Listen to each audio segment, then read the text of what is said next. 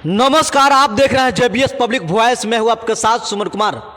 अभी हमारे बगल में पिपरा विधानसभा के पूर्व प्रत्याशी हैं मुमताज आलम जी। हम जानने का प्रयास करेंगे क्योंकि अभी उपचुनाव हाल ही में जिसको लेकर के पूरे बिहार में चर्चा का विषय बना हुआ है। हम जानना चाहेंगे क्योंकि ये लगातार बिहार के चुनावों पर ही हमेशा मीडिया में बने रहते हैं, तो हम जानना चाहेंगे कि आखिर इनका अनुभव क्या कहता है। हम इनसे डिस्कस करेंगे। सबसे पहले आपको हमारे चैनल में स्वागत है। बहुत बहुत नमस्कार, बहुत बहुत धन्यवाद आपका भी। क्या अनुभव आपका बता रहा है उपचुनाव में? देखिए, बिहार विधानसभा के जो 4 सीट पर जो उपचुनाव हो रहा है, इसमें लगभग जितने भी दल हैं बिहार के लगभग उसमें शामिल है। 40-40 लोग तो सिर्फ प्रचार करने गए हैं, समझ लीजिए पहले बात को। अब इस विधानसभा का जो उपचुनाव हो रहा है टेलर है। 25 का जो बिहार विधानसभा होगा उसका ये टेलर है। यही तय करेगा कि जो 2025 में है वो सरकार किसकी बनेगी। और इसमें तो प्रशांत किशोर जी की जनसुराज भी आ गई है पार्टी, तो ये भी एक नया फैक्ट साबित हो सकता है।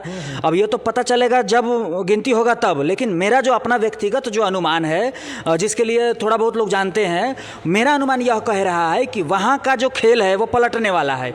यानी बिहार के इतिहास में जो है यह एक और अध्याय लिखाने जा रहा है। बिहार के इतिहास में अध्याय यह होगा कि परिवारवाद से हटकर लोग जा सकते हैं। इन 4 विधानसभा के सीट पर जो उपचुनाव हो रहे हैं, परिवारवाद से हटकर लोग, क्योंकि अभी जी देखिएगा आप, दो जो बड़ा बड़ा गठबंधन है, एनडीए अलायंस और इंडिया अलायंस, इन दोनों का जो भी प्रत्याशी है, ये किसी की बहू है, किसी का बेटा है, किसी का भाई है, किसी का भतीजा है, पूर्व एमएलसी का बेटा है या एमएलसी है। इस तरह का सब परिवारवाद वाला सिस्टम है। लेकिन जनसुराज जो आ गई है, और उसके बाद एआईएमआईएम भी चुनाव लड़ रही है बेलागंज और इमामगंज में। तो 2 विधानसभा की सीट पर तो एआईएमआईएम भी लड़ रही है, और 4 विधानसभा की सीट पर प्रशांत किशोर जी की पार्टी भी लड़ रही है, जनसुराज पार्टी। बिहार में लोग विकल्प के तौर पर वर्तमान में जनसुराज को देख रहे हैं। ऐसा नहीं कि नहीं देख रहे हैं, बहुत सारे लोग जनसुराज पार्टी को हल्के में ले रहे हैं, बहुत हल्के में ले रहे हैं। लेकिन मेरा ऐसा मानना नहीं है।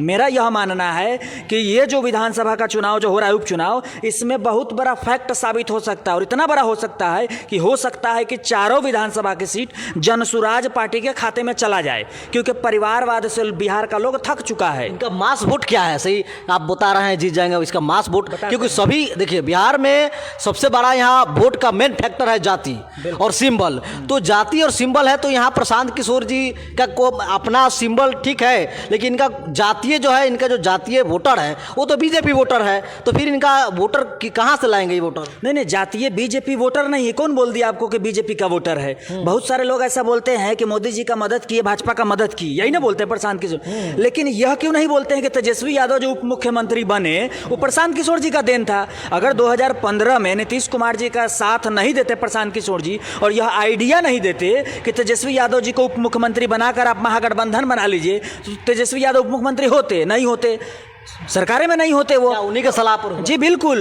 तो लोग सिर्फ यह बोलते हैं कि 2014 में जो प्रधानमंत्री जी बने हैं वह प्रशांत किशोर जी के सलाह मशवरे से बने हैं, उनका आइडिया काम आया। तो यह भी तो कहिए कि तेजस्वी यादव जी उप मुख्यमंत्री बने, वह प्रशांत किशोर जी का देन है। ममता बनर्जी जी मुख्यमंत्री बनी, बाद में जब चुनाव हुआ यहाँ का वहाँ सब लोग बोल रहा था कि भारतीय जनता पार्टी जीतेगी, लेकिन फिर प्रशांत किशोर जी ममता बनर्जी का साथ दिए, वहाँ भी ममता बनर्जी जीती। अरविंद केजरीवाल जी का साथ दिए, अरविंद केजरीवाल जी सीएम है। भगवंत मान जी का साथ दिए पंजाब में, वह भी सीएम है। तो ऐसा नहीं है, स्टालिन का साथ दिए, और भी आंध्रा में, तेलंगाना में, सब जगह पर जिन जिन का साथ दिए वह लोग भी तो मुख्यमंत्री बने। तो सिर्फ एक पाला नहीं पकड़िए। प्रशांत किशोर जी का मैं समर्थक नहीं हूं, लेकिन मैं एक बात बता रहा हूं, व्यक्तिगत तौर पे बता रहा हूं कि जितना मैं जानता हूं, सोचता समझता हूं राजनीति को, उतना मुझे समझ में आ रहा है कि प्रशांत किशोर जी जैसा कहते हैं कि मैं जो पहले कर रहा था वही आज भी कर रहा हूं। मैं पहले नेताओं का साथ देता था, दल पार्टी का साथ देता था, अब जनता का साथ दे रहा हूं। इंडिया अलायंस के कार्यकर्ताओं का कहना है कि जनसुराज बीजेपी का बी टीम है और ये आई है इंडिया अलायंस को डैमेज करने के लिए। क्या कहेंगे? इंडिया अलायंस के कार्यकर्ता का कहना नहीं है, सिर्फ आरजेडी के कार्यकर्ता का कहना है। और वो आरजेडी के कार्यकर्ता जिनको राजनीति की थोड़ी भी सूझबूझ नहीं है, जिनको राजनीति का थोड़ा भी ज्ञान नहीं है, वह आरजेडी के कार्यकर्ता जो एल्चा बेल्चा है, जिनका कोई वैल्यू नहीं है किसी भी पार्टी में, वह लोग बोलते हैं कि Prashant Kishor G B team है। और वही लोग यह भी बोलते थे कि असदुद्दीन ओवैसी बीजेपी का बी टीम है। लेकिन जब 5 गो विधायक उनके जीत गए 2020 के बिहार विधानसभा चुनाव में, तो फिर उनके 4 विधायक तोड़ने की क्या जरूरत थी आरजेडी को? एआईएमआईएम का कभी सुने हैं आपकी कोई नेता भाजपा में चला गया है? लेकिन आरजेडी का तो 50 ऐसा नेता है जो भारतीय जनता पार्टी में जा चुका है। यह एक भ्रम फैलाया जाता है कि बी टीम है, और लेकिन रियल मायने में मानिएगा तो लालू प्रसाद यादव जी जब पहली बार मुख्यमंत्री बने तो किसके समर्थन से बने थे? भारतीय जनता पार्टी के समर्थन से। उत्तर प्रदेश में जब शादी होता है भगनी भतीजी का तो लालू प्रसाद यादव जी चपट के गले पड़ते हैं, नरेंद्र मोदी जी जो है हमारे प्रधानमंत्री है, तो वहाँ कोई दिक्कत नहीं, कोई भी टीम नहीं बोलेगा। लेकिन यहाँ जब चुनाव लड़ने की बात आएगी, अपना हक की बात आएगी, कुछ लोग तो यह भी बोलते हैं कि चंद्रशेखर आजाद भी बी टीम है, अरविंद केजरीवाल जी को तो मैं खुद बोलता हूँ कि बी टीम है। तो इन सब के बारे में भी तो बोलना चाहिए ना। अभी देखिए झारखंड में जो आरजेडी पार्टी गई है चुनाव लड़ने, वो किसको जिताने और किसको हराने गई आप समझिए। आरजेडी जाके झारखंड में क्या है? आरजेडी का कुछ भी नहीं है। आरजेडी का कुछ अस्तित्व है झारखंड में? कुछ भी नहीं है। लेकिन वहाँ जानबूझकर गई है भाजपा को जिताने के लिए आरजेडी, वहाँ जानबूझकर गई है कि जो वोट काट लेगी, वोट काटवा की भूमिका में आरजेडी झारखंड चली गई। यहाँ घर में उनका ठिकाने नहीं है। तेजस्वी यादव जी 25 में जीतेंगे कि नहीं जीतेंगे उनका ठिकाने नहीं है। पूरा परिवार जो है राष्ट्रीय Janata Dal private limited company के अंतर्गत आता है। यह लोग एक कंपनी चला रहा है जो प्राइवेट लिमिटेड कंपनी है। तो आरजेडी के कार्यकर्ता हो, उनका काम है सिर्फ दूसरे को बी टीम साबित करना, जो अच्छा करना चाहता है बिहार के लिए। और इनके कंपनी का जो मेन लोग हैं, यह लोग अपना पदभार रखते हैं, मंत्री मंत्रालय रखते हैं और वोट कटवा के भूमिका में दूसरे राज्य में जाकर चुनाव लड़ते हैं। यही हकीकत है इन लोगों का। इंडियन अलायंस जो है इसमें है कौन बताइए तो? ममता बनर्जी जी अलग चुनाव लड़ती हैं, अरविंद केजरीवाल जी अलग चुनाव लड़ते हैं, बाकी जितने दल है वो अलग चुनाव लड़ लेते हैं। तो इसमें है कहाँ कोई? ये तो सिर्फ मूर्ख बनाने वाला बात है कि इंडियन अलायंस बचा हुआ है। अच्छा, आगामी विधानसभा चुनाव 2025 में होना है जी। तो अभी 2 तरह का एक मुद्दा जो है अभी काफ़ी सोशल मीडिया पर आप सुने भी होंगे, देखने को मिलता है। 17 महीना बनाम जो है 17 वर्ष शायद है, इस तरह। हाँ, यानी जो लोग यह अफवाह फैलाते हैं कि 17 महीना बनाम 17 साल वाला, ठीक है। हम बात को तेजस्वी यादव जी सुनिए पहले। 17 महीना जिसका बात करते हैं यह भी आरजेडी के लोग ही कहते हैं, जिनको राजनीति का जरा भी समझ नहीं है। स्वास्थ्य मंत्री थे, ग्रामीण विकास मंत्री थे तेजस्वी यादव जी का। जो अपना राघवपुर विधानसभा जो है जाकर पता करिए, वहाँ ग्रामीण मंत्री का जो काम होता है वो कम से कम अपने विधानसभा में तो करनी चाहिए थी। वहाँ बाढ़ आ गया, तेजस्वी यादव जी दुबई घूम रहे हैं। ऐसा तो मंत्री हो गया था, बताइए। उनका कहते हैं स्वास्थ्य मंत्री थे तेजस्वी यादव जी। वह स्वास्थ्य मंत्री, मेरे पास उनका कई फोटो है। मुजफ्फरपुर में आए थे जब, तो सीढ़ी चढ़ते समय बगल में एक स्ट्रेचर पर एक लेडीज लेटी हुई थी जिसका एक्सीडेंट हुआ था, पता नहीं ब्लड निकल रहा था। उनको न देखकर इनका फोटो शूट चल रहा था। इस स्वास्थ्य मंत्री थे 17 महीना, तो कई गो हॉस्पिटल खुलवा दिए हैं, कई गो डॉक्टर के साथ बैठ के सलाह मशवरा कर दिए हैं, कई गो चिकित्सा का बहाली कर दिए हैं। इनसे पता करिएगा तो पता चलेगा कुछ नहीं। ग्रामीण विकास मंत्री थे और पता नहीं शिक्षा के क्षेत्र में काम कुछ नहीं किए हैं। कौन बोला आपको शिक्षक जी? नहीं, युवाओं को रोजगार मिला। नहीं, वो कैसे? हमको एक बात बताइए, घर का मालिक रहेगा जो, तो घर का मालिक अगर कोई है तो मालिक घर का है, तो उन मालिक हुआ कि कोई एलचा बेलचा चमचा मालिक हो जाता है? बताइए। नीतीश कुमार कह रहा था कि तेजस्वी अपने बाप के घर से नौकरी देंगे। सुनिए, सही बात है, सुनिए पहले बताते हैं। कोई भी चीज जब होता है तो उसके बारे में जानकारी नहीं होता ना, तो लोग अफवाह फैलाते हैं। उप मुख्यमंत्री संवैधानिक रूप से कहीं पद है, आपको पता है? नहीं है। संवैधानिक रूप से कहीं पद नहीं है। वो सिर्फ एक जैसे कि उप मुख्यमंत्री का पद कहीं भी नहीं है। वो संवैधानिक रूप से तो है नहीं। ऐसे दे दिया जाता है कि मुख्यमंत्री जी को अगर कोई काम वाम हो तो उनके जगह पर ये आदमी काम कर सकता है, बस इतना ही है। ऐसा नहीं है कि उप मुख्यमंत्री विकास कर देगा, ऐसा कुछ नहीं है। उनके पास कुछ नहीं होता है। उप मुख्यमंत्री बनकर सिर्फ सैलरी लेने के लिए, भौकाल करने के लिए तेजस्वी यादव जी बने थे। शिक्षा विभाग उनके अंदर में था, 40-50 हजार करोड़ का बजट रहता है। कई गो स्कूल खुलवा दिए हैं 17 महीना में। स्वास्थ्य मंत्री थे, कई गो हॉस्पिटल बनवा दिए हैं। ग्रामीण विकास मंत्री थे, कई गो गांव का विकास करवा दिए। क्या कर दिया बीजेपी? हम कहां कह रहे हैं कि बीजेपी विकास किया है? हम तो ये भी नहीं कर रहे हैं। नजर में कौन ठीक है? हमारे नजर में बात ठीक नहीं। देखिए, जो सही है वह सही है, आप भी जानते हैं। नजर में कौन सही? हम बताते हैं। देखिए, सही का बात हम नहीं करेंगे, लेकिन जो जमीन पर हुआ उसका बात करेंगे। आज आप गांव में जाइएगा तो रोड और लाइट की व्यवस्था ठीक हुई है कि नहीं हुई है? बताइए। 90% आप कह सकते हैं कि ठीक हुआ है। आज से 15 साल पहले, 20 साल साल पहले साला किसी भी गांव में जाइए तो गड्ढा रहता था, कहीं भी जाने के लिए 1 घंटा का रास्ता 4 घंटा में तय करते थे। वो नीतीश कुमार जी का देन है। रोड आपके बिहार में बना है, इस बात को कोई इनकार नहीं कर सकता है। 2005 के बाद से शिक्षा में जो बहाली है, शिक्षा मित्र वाला बहाली, लगभग किसी भी गांव में आप जाइएगा 10 गो 12 गो 8 गो जो नौकरी मिला हुआ है वो नीतीश कुमार जी का देन है, तेजस्वी यादव लालू प्रसाद यादव का देन नहीं है। बिजली आज 24 घंटे में 19 घंटा 18 घंटा रहता है। यह बात और है कि ये स्मार्ट मीटर गलत तरीके से पैसा काट ले रहा है, इसके मैं विरोध हूं, लेकिन बिजली पहुंच रहा है, इस बात को आप मान लीजिए। लालटेन के जमाना में सिर्फ तेले जो रहता था, तेल राशन किरासन लेके आइए ब्लैक में और लालटेन जलाते रहिए। तो यह भी तो तेजस्वी यादव जी और आरजेडी के लोगों को बताना चाहिए था कि भैया उनके जो राज में था, आरजेडी का जो माता पिता जो मुख्यमंत्री रहे, तब विकास काहे नहीं हुआ, और आज आप कहते हैं कि 17 महीना में आप तीर मार दिए हैं। ऐसा कुछ नहीं हुआ है। सिर्फ यह बात आरजेडी के नेताओं को लगता है, आरजेडी के कार्यकर्ताओं को लगता है, जिनको राजनीति का कुछ भी नहीं पता है। सिर्फ जाति के नाम पर झंडा ढोए जा रहे हैं और मुसलमानों को जो है, मुस्लिम समाज से आते हैं, आप मुस्लिम समाज से आते हैं, हमको लगता है कि 95% मुस्लिम जो है आपको आरजेडी को वोट करती है, तो ये 95% मुस्लिम जो है वो तो आपके खिलाफ हो जाएंगे ना। हो जाए खिलाफ। देखिए सुनिए, आरजेडी के खिलाफ बोल रहे हैं। गुलामी करने से बेहतर है अपने हक के लिए लड़ा जाए। बिहार के मुसलमानों का पार्टी आरजेडी है। तो हम बता रहे हैं मुसलमानों के पास आज राजनीतिक रूप से क्या बचा हुआ है बताइए। तेजस्वी यादव और लालू प्रसाद यादव जी 2024 के लोकसभा चुनाव में मुसलमानों के मुंह पर थूक दिए, समझिए, 2 गो लोकसभा का टिकट देकर मुसलमानों के मुंह पर थूक दिए। है जितना कारी शोएब है, इसराइल मंसूर है, फलाना फलाना कारी सिद्दीकी कौन कौन है, इन लोगों के मुंह में जुबान था, बोले हैं ये लोग। और कौन फातमी साहब है, कौन अहमद साहब है, कौन बड़का बड़का अपने आप को नेता बनता है आरजेडी का, ये लोग के मुंह से जुबान से आवाज निकला है। लोग तो पोछा मारने का काम करता है आरजेडी और उनके घर में और ऑफिस में जाकर। बीच में हमको लगता है कुछ माह तक जो है शहाबुद्दीन साहब जो सांसद रहे हैं, उनके परिवार के लोग भी नाराजगी दिखाई, लेकिन अभी हाल ही में आपको पता होगा कि फिर जो है वो आरजेडी की सदस्यता लिए हैं वो लोग। क्या कहना चाहेंगे? अगर आपको अपने ही घर से पहले निकाल दिया जाए, भगा दिया जाए, फिर कहा जाए कि आप अपने घर में आके भाड़े में रहिए, उनका फैसला क्या सही फैसला या गलत फैसला है? ओसामा साहब और हिना साहब जो गई है ना आरजेडी में, वो अपने पैर पर कुल्हाड़ी मार ली। अब समझ लीजिए, ओसामा साहब का राजनीतिक करियर शुरू होने से पहले खत्म हो गया।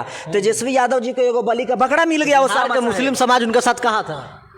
तो किसके साथ था? आरजेडी के साथ था जी। नहीं, सुनिए, पूरा आरजेडी के साथ कोई नहीं है। आरजेडी के साथ बिहार का मुसलमान 80% 70% है, इसमें कहीं दो राय नहीं है, लेकिन सिर्फ आरजेडी के साथ मुसलमाने हैं और कौनो नहीं है। और सब अपना अपना दल भाग चुका है। सोनी जी अपने में चले गए, कुशवाहा जी अपना पार्टी बना लिए, यादव जी का अपना पार्टी हो गया, फलाना जी का अपना पार्टी हो गया, लेकिन बिहार का मुसलमान बस मूर्ख बनकर आरजेडी का झंडा ढोए जा रहा है। उस आरजेडी का जो आरजेडी शहाबुद्दीन साहब ने बनाया, आरजेडी को, आरजेडी ने शहाबुद्दीन साहब को नहीं बनाया था। शहाबुद्दीन साहब के दम पर आरजेडी बना, फला फूला, और फातमी साहब के दम पर। लेकिन आरजेडी का जब शहाबुद्दीन साहब का डेथ हो गया तो तेजस्वी यादव मीसा भारती जी पिकनिक मना रहे थे, लालू प्रसाद यादव जी सिंगापुर में किडनी का इलाज करा रहे थे, इनको कुछ पता नहीं चला। हप तो यही शरद यादव जी का जब देहांत हो गया तब 12 बजे रात को लालू यादव जी ट्वीट करते हैं, क्योंकि वो यादव समाज से आते थे और शहाबुद्दीन साहब को भूल गए। तो वैसे पार्टी में, वैसे प्राइवेट लिमिटेड कंपनी में अगर उनके परिवार के लोग वापस से जुड़ रहे हैं